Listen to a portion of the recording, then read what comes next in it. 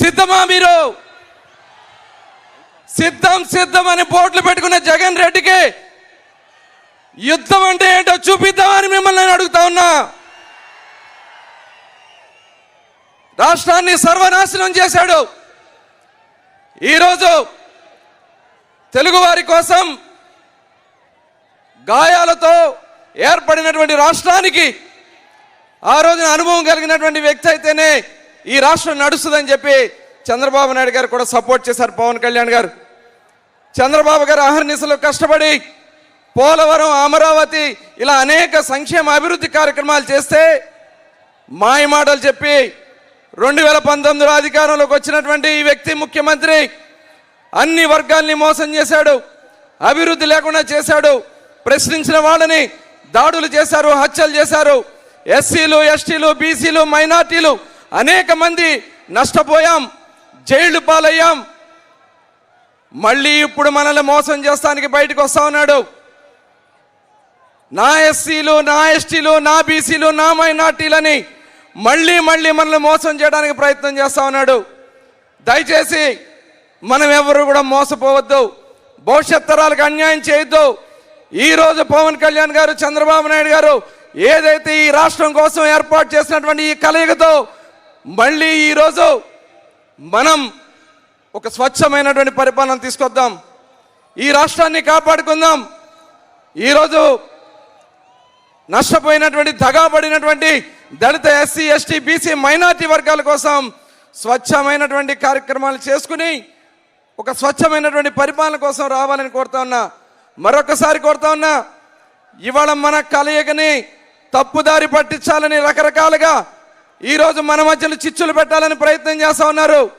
ఈ రాష్ట్ర ప్రజలందరినీ కూడా నేను రిక్వెస్ట్ చేస్తా ఉన్నా, దయచేసి ఈ కలయికని స్వాగతించండి, ఈ రాష్ట్రాన్ని కాపాడండి.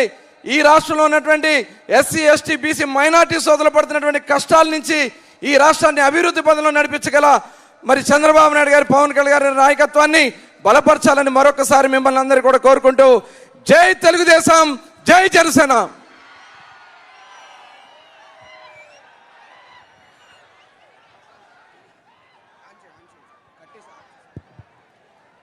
శాసనసభ్యులు శ్రీ నిమ్మల రామానాయుడు గారిని 2 నిమిషాలు ప్రసంగించాల్సిందిగా కోరుతున్నా.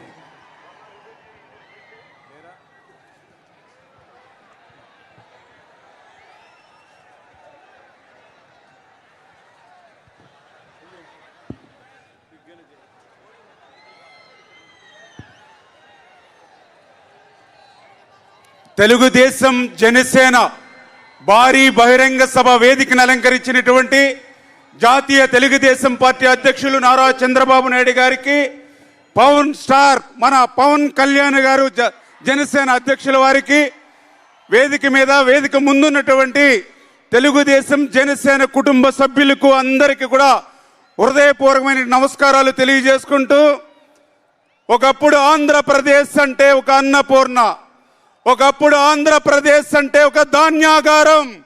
కానీ ఈరోజు జగన్మోహన్ రెడ్డి పాలనలో ఈ ఆంధ్రప్రదేశ్ రాష్ట్రంలో వ్యవసాయం చేయలేము, వ్యవసాయం చేయడం కంటే పంట విరామం తీసుకోవడం మేలు అనేటువంటి విధంగా క్రాప్ హాలిడే బాట పడుతున్నటువంటి పరిస్థితి ఈ ఆంధ్రప్రదేశ్ రాష్ట్రంలో వచ్చింది అనంటే ఇది జగన్మోహన్ రెడ్డి రైతు వ్యతిరేక విధానాలతోని ఒక రైతు బిడ్డగా ఈ వేదిక మీద నేను తెలియజేసుకుంటూ ఉన్నా.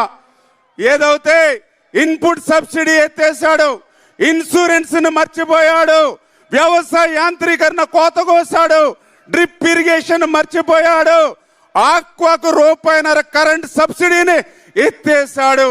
అందుకే ఈవేళ ఆంధ్రప్రదేశ్ రాష్ట్రం రైతుల ఆత్మహత్యల్లో 3వ స్థానంలో ఉంది. కౌలు రైతుల ఆత్మహత్యల స్థానంలో ఆంధ్రప్రదేశ్ 2వ స్థానంలో ఉంది అని అంటే ఎంత రైతు వ్యతిరేక విధానాలతో ఈ రాష్ట్రంలో జగన్ పాలిస్తున్నాడో మనందరికీ కూడా అర్థమవుతున్నటువంటి పరిస్థితి. ఈవేళ ఒక్క విషయాన్ని మీ అందరికీ తెలియజేసి సెలవు తీసుకుంటూ ఉన్నా.